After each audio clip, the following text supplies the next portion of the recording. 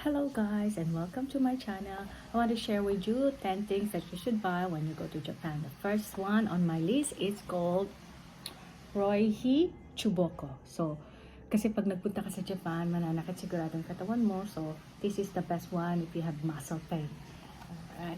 So, the next one is this one. Okay? So, if you could see that one, kasi more on walking pag nasa Japan ka. So if you want to have to cool and refresh your feet for the all walking all day, you should try this one. Okay. And the next one for me is this face mask. This is very popular. So sa lahat ng mga nagpupunta sa Japan, ito yung number 1 in the list. So you could buy this at Donkey and any other drugstore there. So this is basically made from rice, and it helps if you have a dry skin. It helps it moisturize, and at the same time it tightens your pores. So very recommended for this one. Okay, the next one is this number 1 eye cream. All right, so you see that one.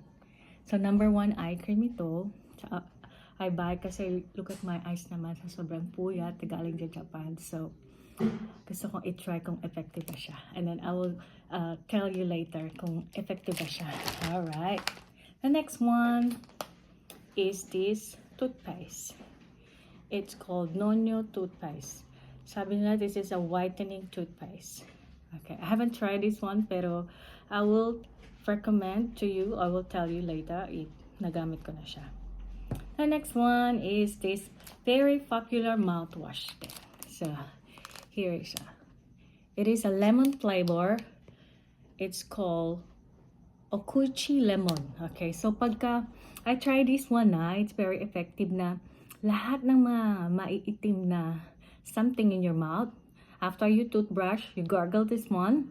Tapos pag ini-spit out yun na yung dirt lalabas na sa lahat. So depende rin sa kung gaano kadumi yung mouth niyo, okay? And then, for the next one, this is also very popular for your tired eyes. So, kung sobrang puyat ka or gumagamit kayo ng contact lenses, ito yung maganda. And I think most everyone recommended this one. For the next one is this one. It's called the B-Ray UV Spray. So, lalo na ngayon dito sa amin, magsa-summer na. So, every time we're on the go, spray ka lang. So, madali ka mag-top up kasi grabe yung init dito, guys. Thank you. And then, this one, very popular din to.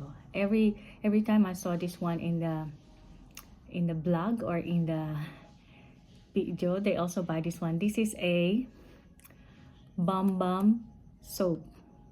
Pampasmooth ng bambam ng puwet. Okay. And of course, hindi mawawala ang ating KitKat. Okay. Bakit KitKat? Kasi of course, we don't forget the KitKat, matcha KitKat. And then this KitKat, which is a pancake flavor. Okay. So sana guys, nakatulong ako sa inyo. So pagpunta niyo sa Japan, you know what to buy. Thank you so much. At kung hindi pa kayo nag-subscribe sa aking channel, please like and subscribe. Thank you.